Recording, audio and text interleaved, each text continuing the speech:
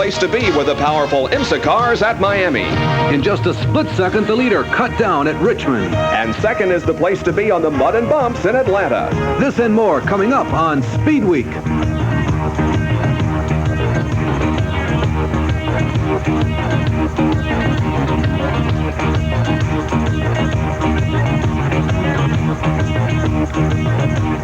Speedweek is brought to you by B.F. Goodrich, makers of a complete line of high-performance TA radials, and by the STP Corporation.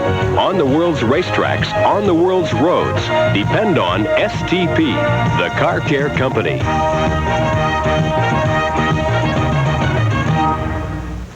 Hi, everyone. Welcome to Speedweek. I'm Larry Newber. And I'm Bob Jenkins.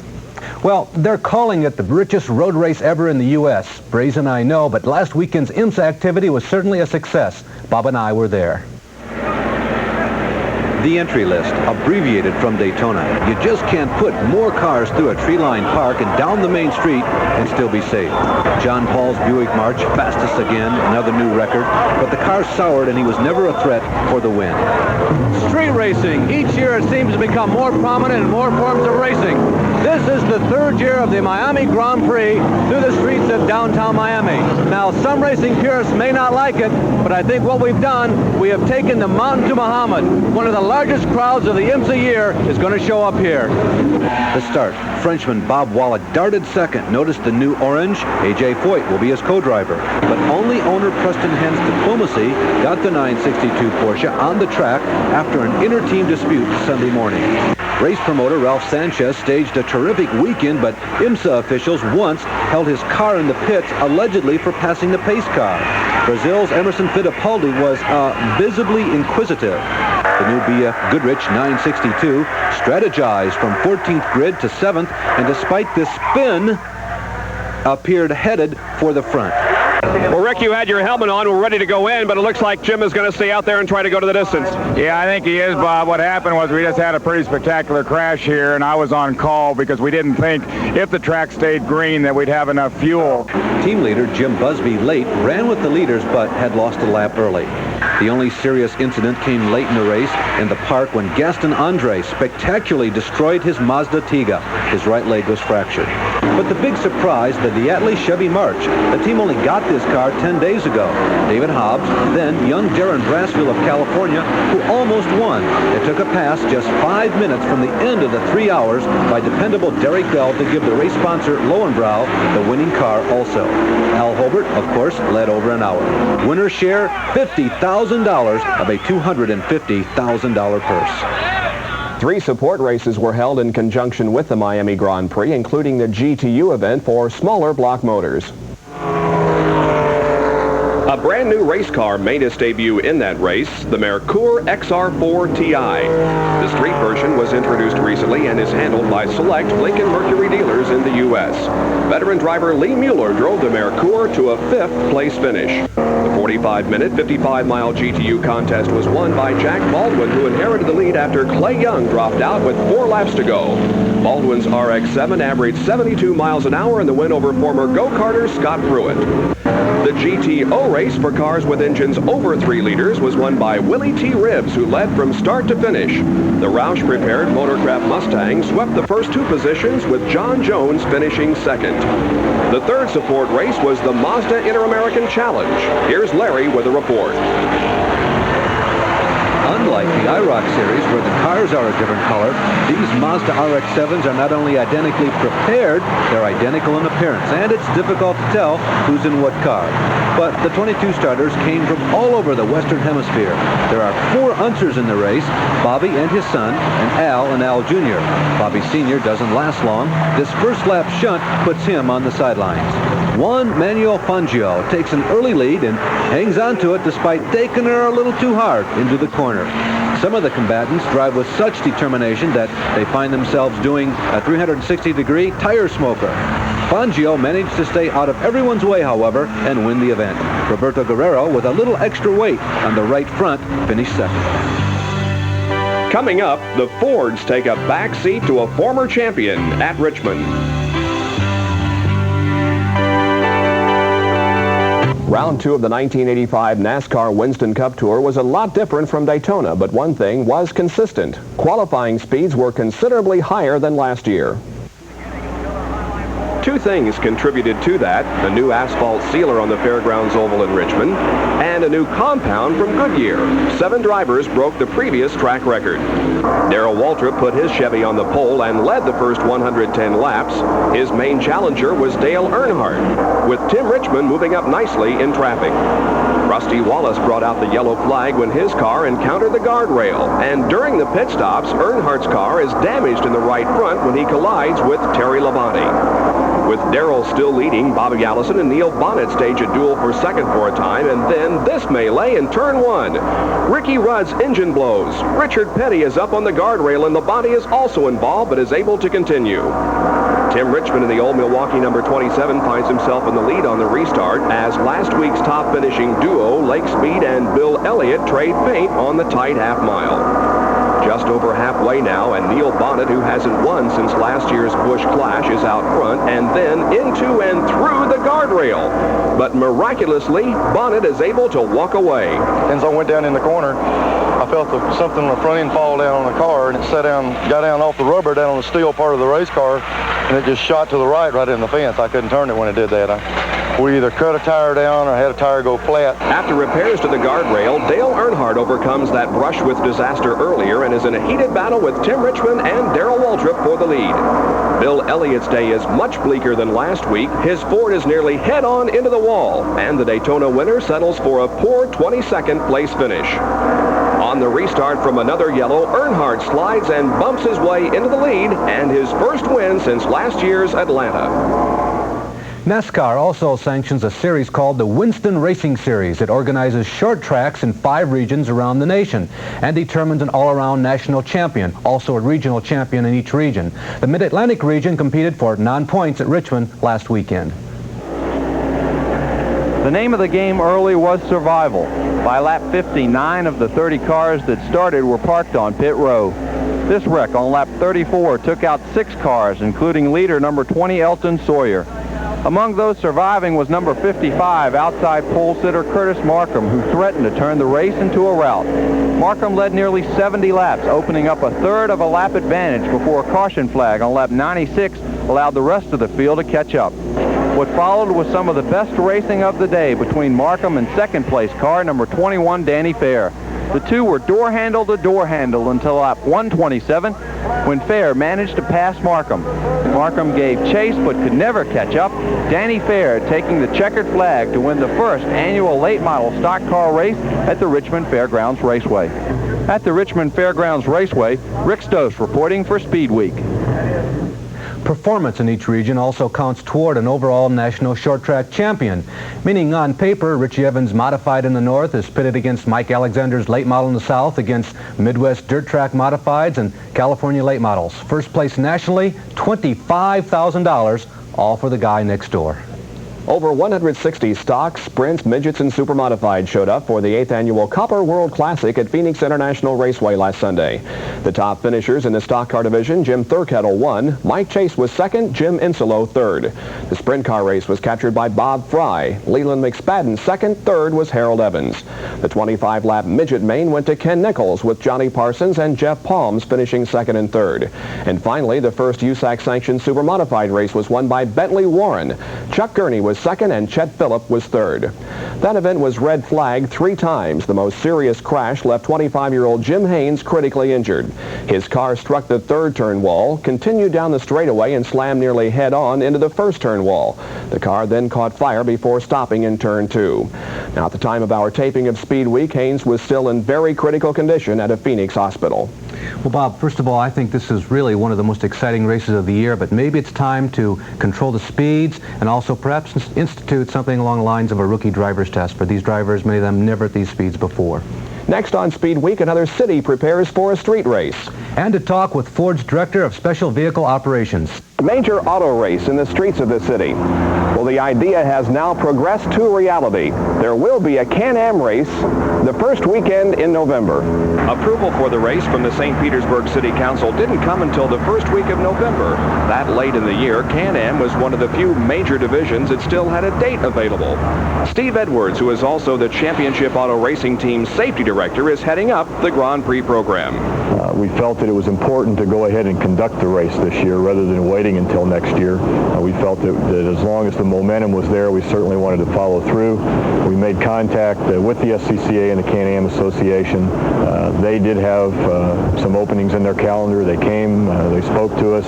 Both people felt very positive about the other's involvement. And not only will we have a Can-Am race, but we will also have the Can-Am finale. It will be the finale event. So if the points race is like it was last year, coming down to the end between Jim Crawford and Michael Rowe, we all know what having the last race of the season can mean. Let's talk about the course itself. It looks to be a very exciting and very aesthetically pleasing one. It is. It's going to be a driver's course. The course, when you set up a street circuit, it's not like sitting down with a blank sheet of paper if you're building a fixed facility, because you're constrained by the way the streets are laid out and what accesses you can have to those particular venues. But we've got a very exciting course. It will be a little over 2.1 miles in length. There will be 13 straightaways and 13 turns, and 58% of the track will be adjacent to water.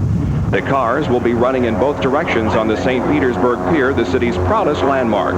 Support races will also be run during the St. Petersburg Grand Prix, scheduled for the first weekend in November. And about a month before that race in St. Petersburg, another city will be transformed into a race course. That's right, Bob. Columbus, Ohio will host an IMSA GT race on Sunday, October 6th. It will be a 500-kilometer event on a 2.65-mile road circuit. And Goodyear will be awarding $50,000 to the overall winner of each of the 6 Playboy showroom stock races. That is, if the winner is on Goodyear's. Bob Lobenberg, who finished 5th in Trans Am points last year, will compete in the showroom stock series. His deal with BRM for a Formula 3000 ride this year apparently fell through. This year's One Lap Around America starts Friday. The event, not a race, challenges street-legal vehicles by taking them more than 8,500 miles in 9 days. Johnny Rutherford tested it over the track record in Atlanta recently, during which the under tray of the car separated from the front of the radiator air intakes. The engine cover was thrown about 100 feet in the air, but Rutherford managed to avoid crashing the car. Pete Halsmer will apparently drive for the Machinists Union in selected kart races this year. The first Phoenix kart race is still on, and ESPN still plans to televise it, but kart has given promoter Dennis Wood a list of improvements that must be dealt with before the March 31st race can be held. Bruno Giacomelli tested recently at under the track record at Laguna Seca in the Pat Patrick car.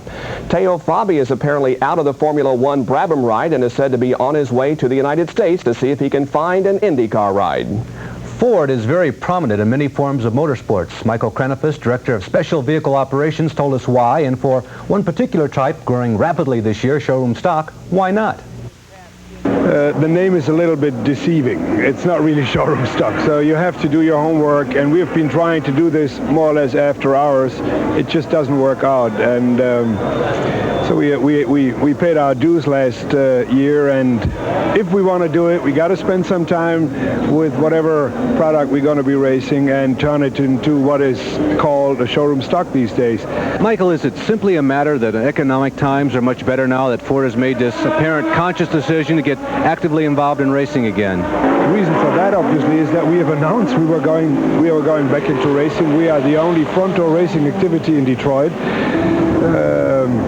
Because we would like to take advantage of it. Now, it takes a while before you're really there, but the results are getting better and better, and therefore we have got more reason to talk about these things, and therefore people more and more hear about us. So it's some kind of a snowball effect. Well, showroom stock used to be for the local competitors on a regional basis, but it ain't so anymore. There are bikes and mud flying from the Atlantic coast to the Pacific coast. That's next on Speedweek. Almost 46,000 motorsport enthusiasts packed the stadium to witness some of the finest conditioned athletes in the world today. The preliminary heats in the 125cc and the 250cc classes gave the fans some great racing. The preliminary action pointed out the danger areas on the track and had some veterans like Ward, LaPointe, and Hanna fighting last chance efforts just to get into the twin main event runs. It was a really good course. It was really traction. It was really rough. And it was pretty difficult this year. It was a good track for passing, too. A couple of triple jumps are pretty far, and there's washboard sections, and it also got pretty ruddy, so you had to really concentrate a lot. It was a pretty tough track. Trying for his second Supermoto title in a row, Ron Lechine of El Cajon, California, ran away from the field in the first 12-lap main event. But to win the overall crown, he had to place well in the second 12 laps. And after establishing the lead, he gave way to the current series points leader, Brock Glover. You know, I really thought I had him going in the first moto. I ran away so good, and got off the whole shot in that second moto. I thought it was just going to be a remake. Barnett was catching on me. I really wasn't sure why. Brock had gone by me, but I still had the overall. And I just was trying to get through those whoops real good, and threw me off the back of the bike. Luckily, my bike didn't stall. Glover won the heat, while Jeff Ward, who got into the finals after extra qualifying tries, came on hard. His efforts won him a third-place overall finish. Lechine taking second place, but it was the consistent performances of Mark Barnett of Bridgeview, Illinois, taking two second-place finishes, who won the Atlanta crown for 1985. Consistency won it tonight for sure. I got good starts and hung in there and paid off. Everything's working good. From Atlanta, Art Ekman for ESPN Speedweek. That motocross series called the Golden State Nationals in California ended last week at Lake Madera near Fresno. Champs were crowned in all three engine size classes, and there were no surprises. The leaders did what they had to. Some of the best action took place in the 125s. In this moto, remember there are two each class, Suzuki's Jim Tarantino just outmaneuvers California's Billy Frank. Tarantino is originally from Africa, further evidence that the foreign riders are getting the hang of the series. Just how serious are these guys? Here's what 250 points leader Jim Holley went through to race here. He ran Atlanta the night before. Well, that's kind of tough, you know. Like, I got up at 6 o'clock Atlanta time, which would be 3 o'clock LA time, and caught a flight out. It's about 4.5 hours across, and then waited about a half hour in LAX and flew up to Fresno and had my mechanic meet me and just do about 90 miles an hour to get here for the first main. Austrian Jeff Liesk on a Honda, plate 10N, won overall meet, but Holley was points champ. Washington State's Phil Larson only needed top 10s to be 500cc king, but he won the combined meet finish anyway. Roger Penske will promote this year's Cleveland Grand Prix IndyCar race. He has purchased the rights to the event and all equipment to stage it. Shirley Muldowney is resting comfortably at home. She had to return to Indianapolis recently because of a bad reaction to medicine following her bone graft surgery earlier this year. NASCAR will be using templates at super speedway races following the use of some questionable rocker panels on Neil Bonnett's car at Daytona. The first Trans Am race at Riverside Raceway, scheduled for March 31st, has been canceled, and the showroom stock race may be in jeopardy. Wayne Rainey, the 1983 Superbike champion, fell in practice earlier this week and broke his collarbone. He may not be able to compete next week at Daytona. 7-Eleven will be a major sponsor of the U-11 turbine-powered hydroplane this year with driver Steve Reynolds. And it's never too early to be talking about 1986 teams, but rumor has it that Kenny Bernstein, Maurice Petty, and Neil Bonnet will be a team next year. And a couple of notes from Formula One. Tolman will use Pirelli tires until their new supplier Bridgestone begins service near mid-season. And the new Cantero car will run the first part of the season with a Cosworth, and then finally he may switch to Renault by mid-season. Here's this week's trivia question. This driver was the overall IMSA GT champion 5 times and was co-champion once. Was it A, Peter Gregg, B, Hurley Haywood, C, Brian Redman, D, Al Holbert, or E, John Fitzpatrick? Larry will have the answer in a moment.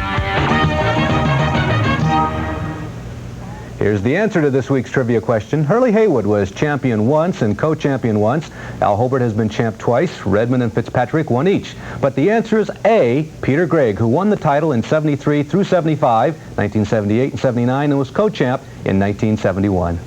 Ever hear of the International Hot Boat Association? Well, if you're into water sports, this should be right down your alley. Over 140 boats showed up for the IHBA opener last weekend at Firebird Raceway near Phoenix. Both drag racing and oval competition are part of the program. Last year, Dexter Tuttle survived without injury this flip at 169 miles an hour. He came back last weekend to lead qualifiers with this run in excess of 201 miles an hour. Oval racing can also be dangerous. Jay Ellington of Orange, California was unhurt in this turnover. Tuttle took the blown fuel hydro class with this victory over Billy Todd. Tuttle's ET 5.22 seconds, 195 on what they call the liquid quarter mile. We have just been notified that during the taping of this show, the supermodified driver who was critically injured at Phoenix last week, Jim Haynes, passed away. He is survived by his wife, a young daughter, and another child on the way. Well, that's our show for this week. Next week, a report on the Grand National Stock Car Race at Rockingham, North Carolina, and the World of Outlaw opener in Texas. I'm Larry Newber. And I'm Bob Jenkins. We'll see you next week. Speedweek has been brought to you by BF Goodrich, makers of a complete line of high-performance TA radials, and by the STP Corporation. On the world's racetracks, on the world's roads, depend on STP, the car care company.